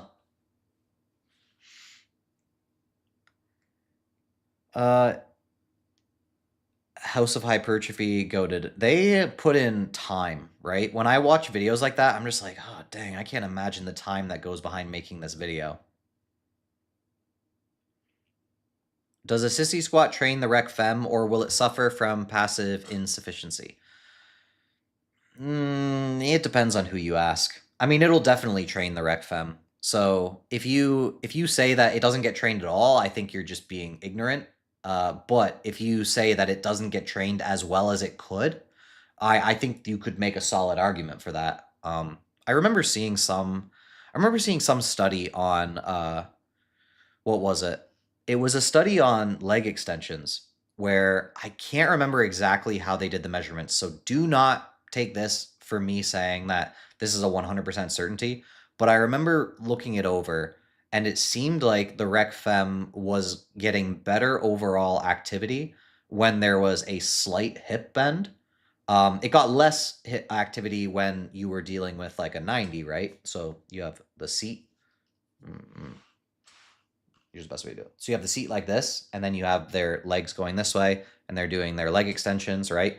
And you had less activity when it was like this, more activity when it was like this. But then when they went all the way laid flat as they were doing, it seemed like the rec fem was no longer acting as well as it could. So I would say a sissy squat, if you have the hips fully extended, would probably fall under a similar vein. Again, this is lots of theorizing. So I hate when people are like, oh, well, yeah, no, for sure, for sure. It's like, we'd have to, I'd want more than just that before I came to a full conclusion on it. But the one thing we do know is that with a moderate hip bend like this, so if you're looking at a leg extension and you're leaned back like this, the rec fem is getting a crap ton of activity. So if it's getting a crap ton of activity, I'm probably not going to worry about whether that bend is to here or to here. Do you work out your neck? It's very thick. So I don't do any direct neck work, but my neck is actually grown. Sorry, I missed something there. No, I don't work out my neck directly, but I train very hard. And in a lot of exercises, what I do is I will push my head back into the seat and I'll do this. So I've done a ton of isometric neck training, if we put it that way, right? I've done a lot of isometric neck training from just straining on exercises. So it would be unfair of me to be like, oh no, like my neck is just naturally like this. It wouldn't be like this if I didn't train. Isometrics work case study, basically. MUR in the mud. Well, I mean, it still worked. So that's, I think what people miss a lot of the time is what they'll do is they'll be like, oh, motor unit recruitment sucks on that exercise. I'm like, yes, it's not as good as it could be, but clearly it works to some extent. Like it's a very obvious. So like people will say, oh, well, motor unit recruitment sucks for like a squat, right? I'm like, does it though? Yes, it is not as good as it could be, but does it suck? Have people not built ridiculously big legs on squats? Even without doing leg extensions, people have built ridiculously big quads doing squats. So are we really going to sit here and say that we're dealing with something that has terrible motor unit recruitment? I just don't think so. Suck is a harsh term, exactly. I prefer not to be as harsh as that. People talking in hyperboles will never get old. It's true. Would you recommend a bro split to someone with mediocre recovery? I mean, maybe a modified bro split, but like often what I'll do is I will figure out a person's personality and I'll work with it. So there are people that I've worked with who I've done bro splits with because they love it. They're like, I love absolutely demolishing the body part that I'm working in an individual session. Like I hate working it out multiple times a week. Well, it's like, okay, like I can create a bro split for you and we can do very well with it. I'm very, very tired of people saying, oh, well, this split sucks. You will never make like good progress. I'm like, it's just not true. It's just not true. We have more than enough evidence to show people making good progress on bro splits. Right. Is that saying they're maximizing growth? No. But we have more than enough evidence to show good progress. What does your board say? Oh, so on my board, that's just an explanation of thermodynamic maintenance. So you know how we were talking before about like needing surpluses at certain times in order to grow? It was just it's just a thermodynamic maintenance board explaining how if you want to keep relative body fat percentages the same while growing, then you will quite literally necessarily need to be in a surplus. It's not possible to not be.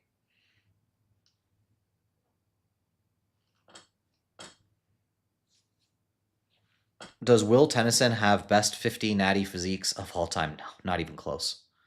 I mean, I don't either, right? That's not me knocking Will. It's just there are a lot of freaks out there.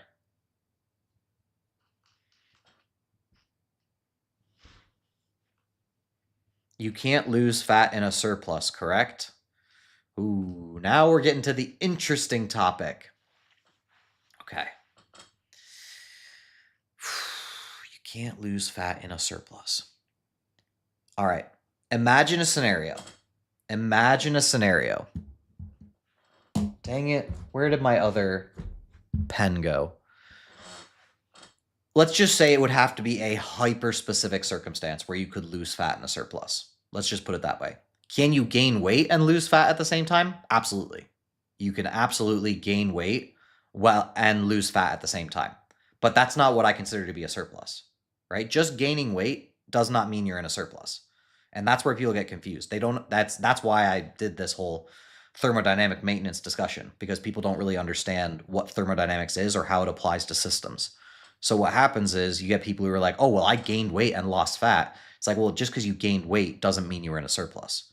Surplus is not about gaining or losing weight, right? That can be an indication with enough overall data and enough extrapolation, but weight loss and weight gain is not what defines whether it's a surplus or a deficit, especially not in the short term. I have planned my workouts with your help, TNF. Love from India. Sorry. I think that's the Indian flag. Am I right? Either way, you're welcome. Clark is not natty. It would suck if he's not. It would suck if he's not. Hokey uncultured. Because I just made sure. I literally translated that flag to India before I even questioned it. So I don't think that would make me uncultured. I just wanted to make sure.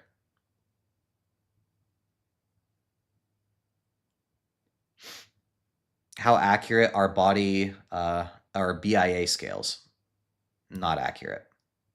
Get glasses? I might need to soon. I have noticed my eyesight has been a little worse for wear as of recently. USA people are so bad with geo. Well, good thing I'm not American. I'm Canadian.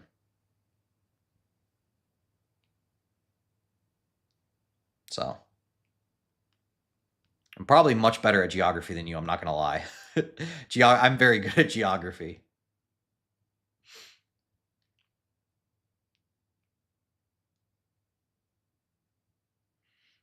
Thanks, brother. I wish you could explain how that is feasible. What's feasible? Oh, okay, so weight and surplus versus non-surplus. How do we explain this? Okay, first we have to agree on our terms. This is something that a lot of people will not get settled before they start talking about it, and because of that, everybody's confused. When I say maintenance, what I am referring to is the total usable energy on the body that is from fat, muscle, organs, bones, etc. So if that overall amount, that overall energetic caloric content stays the same, you are at maintenance. Now, there is a way to play with that, right? So let's say you have your fat here, you have your muscle here, and let's say they're both at an equal level, right? I don't remember which one I said was fat and muscle, but I'm going to pretend like I said this one is fat. All right. So if your fat goes down and your muscle goes up at exactly the same rate, you will actually put on weight. Why? Because muscle can hold on to water, glycogen, etc.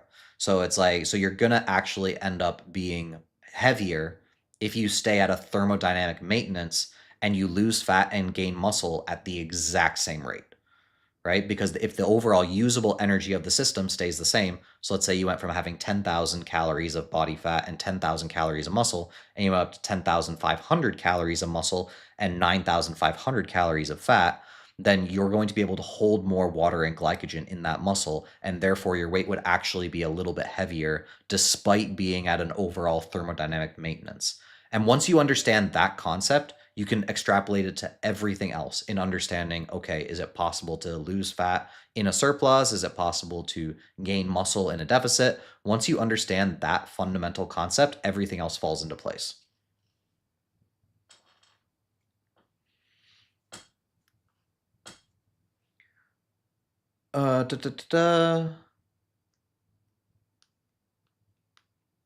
Is fasted cardio overrated?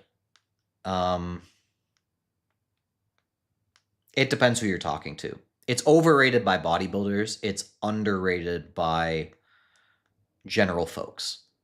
Let's put it that way.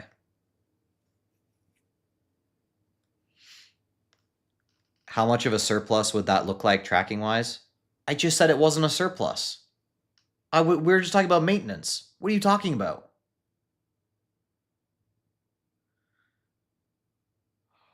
Do I watch hockey? I don't.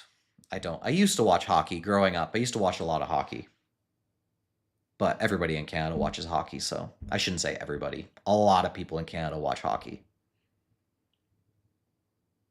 Is there a real big difference between increasing cardio versus reducing calories when cutting? Like, can you get into a steeper deficit by increasing cardio without losing more muscle? Yeah, of course. Of course, you can definitely get in. Oh, I see what you're saying. You're saying if you equate all the calories all around. So, what matters most, right? What's going to matter most to keeping muscle while you are cutting is your ability to go into the gym and have the same output or greater output. Let's just say the same output when it comes to your workouts. So if you want to keep muscle while cutting, what do you need to do? You need to be able to keep your gym performance as high as possible while consuming enough protein to fix, replace everything. So if you're able to get into a steeper deficit through more cardio, it probably makes more sense than getting into a steeper deficit through reducing the overall building blocks that are coming into the system. But you can also be on a pretty steep deficit and do pretty darn well through just... Oh, no. I'm sorry, guys. I guess it's hot up here. But basically what I'm saying is you can take and you can do a decent amount when it comes to reducing your calories through consumption. Often people get more in their heads when they reduce calories, and so they automatically think they're losing muscle when really their glycogen levels are just low and they're not losing nearly as much as they think. Sorry, guys. Yeah, the camera was on me for too long, and it got a little too spicy. Got a little too spicy. Do I watch any football, soccer? Next to none. Next to none. It is not a TNF video without technical difficulties. You are not wrong. You are not wrong.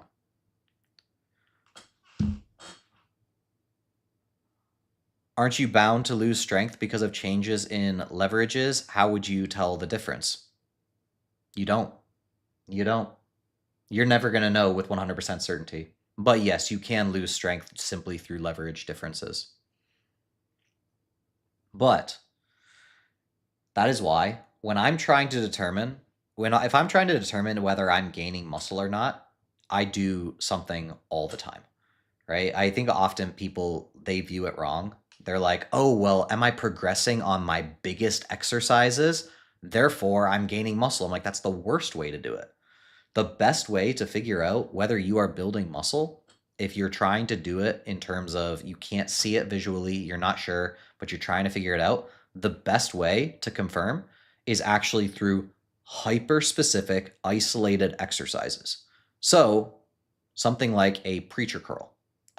It could be 2 arms, but even a single arm would be better. A single arm preacher curl variant where you have everything completely stable and you have the exact same tempo, video if possible, to make sure that the tempo is the same. And then you see if your preacher curl has improved. Has it? Okay, you've probably gained some muscle in the biceps. Same thing when it comes to leg curls, right? Leg curl, very hyper stable, knees locked in. Even if you put a seatbelt around you to make sure that you're even more locked in, right? It's going to be much easier to tell whether you're actually gaining muscle if you take a look at that exercise than it is if you're taking a look at a squatting pattern where the adductors, the glutes, the quads, and then just overall coordination demands are involved. So it's much, much easier to take a look at it from an hyper-specific isolated exercise standpoint to figure out if you're actually building muscle than it is to take a look at a large compound movement that involves a ton of muscle groups and a lot of coordination adaptations. You know?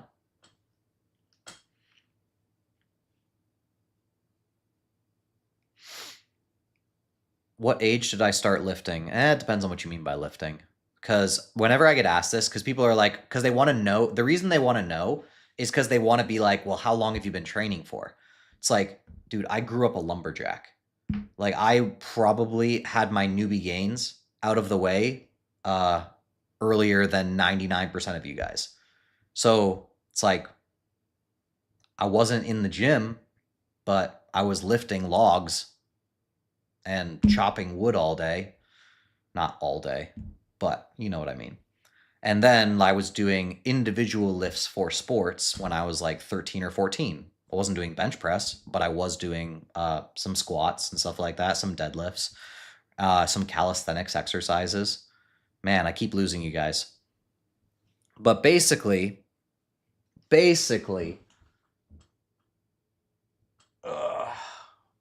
what I am saying is I've had some level of lifting experience for like 20 years.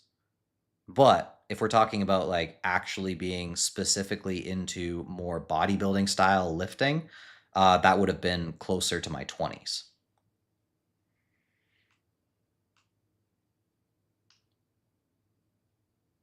What is happening in the comments right now? Why are people arguing? The camera's not broken, it's just too hot. But I was planning on I was actually planning on finishing up this live relatively soon anyways, so it's not a big deal. But so like 10 plus years of actual lift. Dude, I'm 31. Actual lifting, I just told you, more bodybuilding style lifting didn't happen until I was into my 20s. So, no, that wouldn't be 10 plus years. Anyways, I have to get going, guys. So, it has been a good live. I appreciate you guys joining. Can somebody tell me how many people do we have in the live right now? How many people?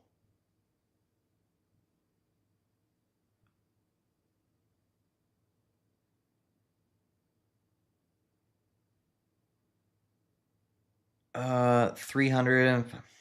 We got to get better, man. We got to get better. 300. We got to get 400 next time. It was 300 last time. I guess technically speaking, it was like 307 or something like that. And now people are saying like 325. So maybe we are going up. But guys, it was a fun time. Thanks for tuning in. And as always, love you guys. Oh, wait. Oh, yeah, there it is. I wasn't sure how to turn this off. As always, love you guys. Appreciate you guys. TNF out. Wait, 380. No way. It's crazy. TNF out.